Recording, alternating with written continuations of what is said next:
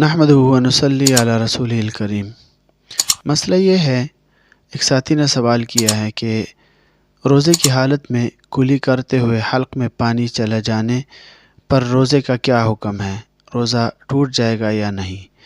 الجواب حامداً و مسلیاً اما بعد۔